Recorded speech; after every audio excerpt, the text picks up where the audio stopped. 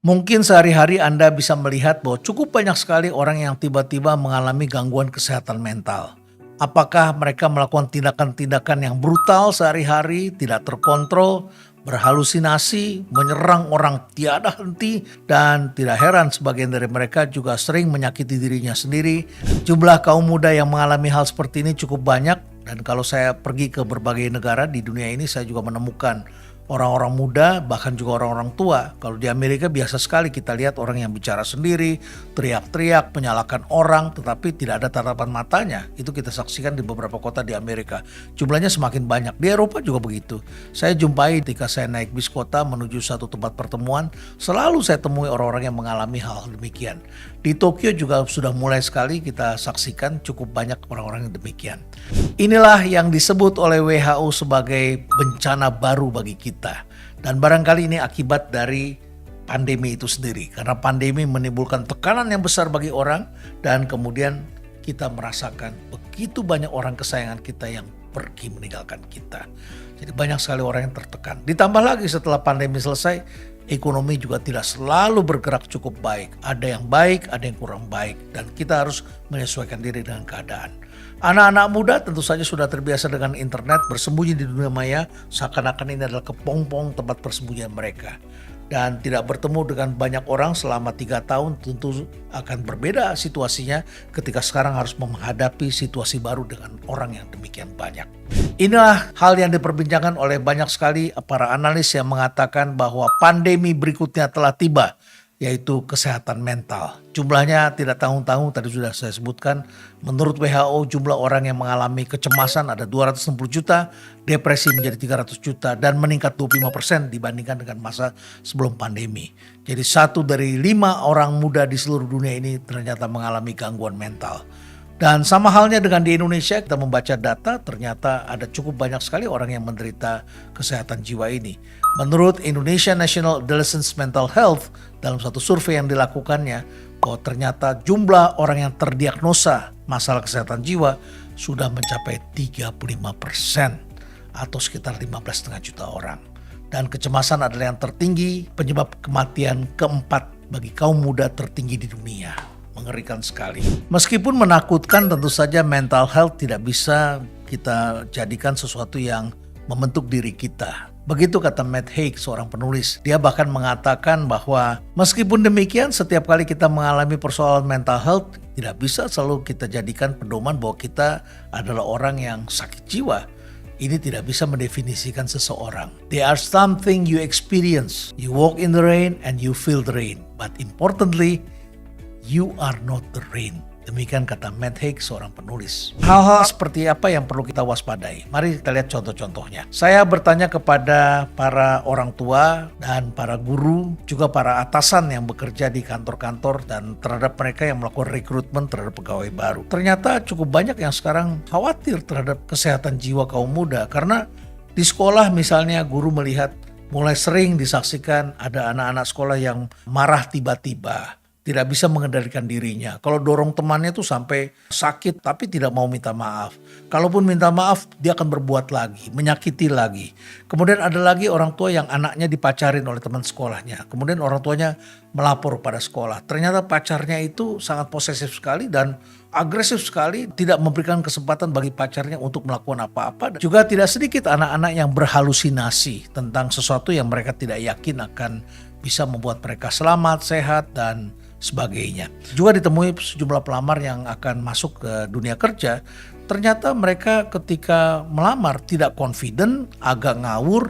Tapi setelah itu, setelah tidak diterima, mereka marah berlebihan, bahkan memburuk-burukan keadaan perusahaan, mengancam, dan merasa dirinya diperlakukan sangat tidak fair. Betul bahwa hidup ini, dunia ini memang seringkali tidak fair, tetapi kita tidak perlu melakukan tindakan-tindakan yang tidak pantas. Tetapi semakin banyak orang-orang yang juga ingin duduk pada posisi-posisi yang lebih baik begitu ya, namun tidak bisa mengendalikan dirinya.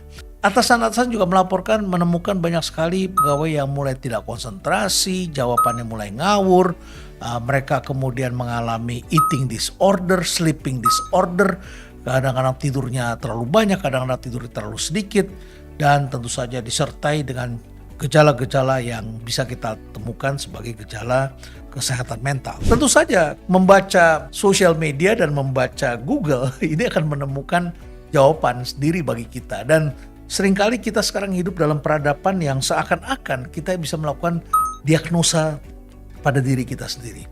Dokter-dokter mengatakan bahwa sekarang pasien jauh lebih pintar sehingga kemudian dokter juga harus lebih hati-hati ketika menjelaskan. Dokter harus punya ilmu lebih jauh dari sekedar apa yang disajikan di Google.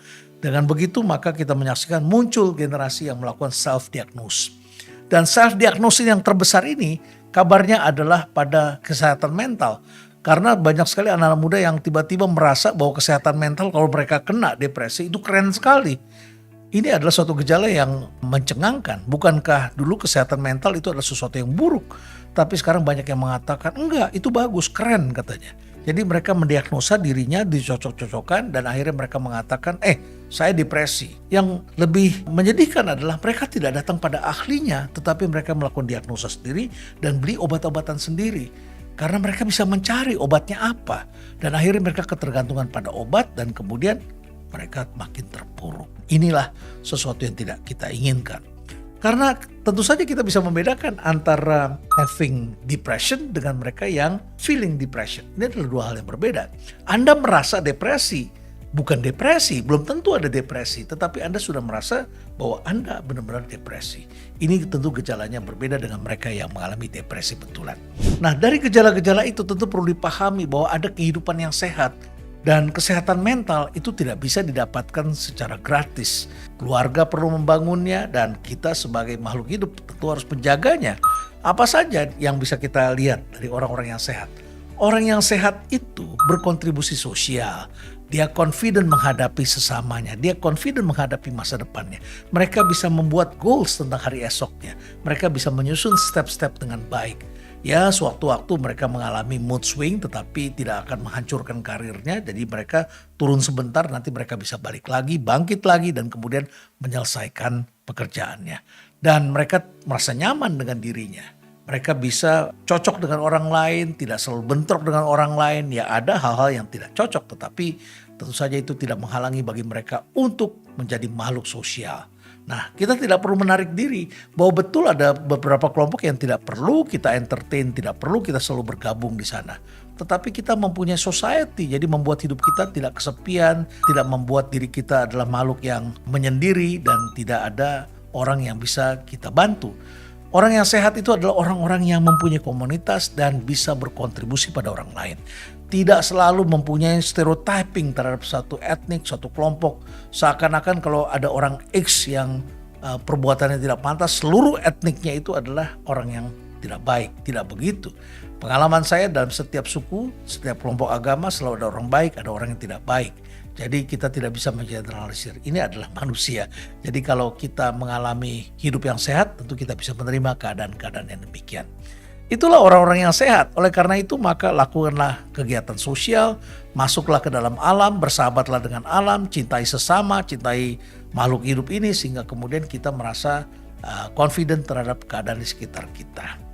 Saya ingin mengutip apa yang disampaikan oleh Laurie Descent, seorang penulis. Dia mengatakan begini, you don't have to be positive all the time. Kita tidak harus selalu nyaman, sehat setiap saat, karena hidup ini tidak selalu seperti itu. It is perfectly okay to feel sad, angry, annoyed, frustrated, scared, dan sebagainya. Jadi kita bisa saja mengalami hal-hal yang tidak menyenangkan, bahkan cemas, tidak nyaman, dan lain sebagainya sewaktu-waktu. Memiliki semua ini, mengalami ini semua tidak berarti kita menjadi manusia yang negatif. Ini justru bisa membuat kita menjadi sebagai human. Human, makhluk hidup yang sehat. Ini adalah Homo sapiens, manusia yang memiliki akal budi, bisa berpikir, dan bisa mengendalikan perasaan-perasaannya. Stay relevant.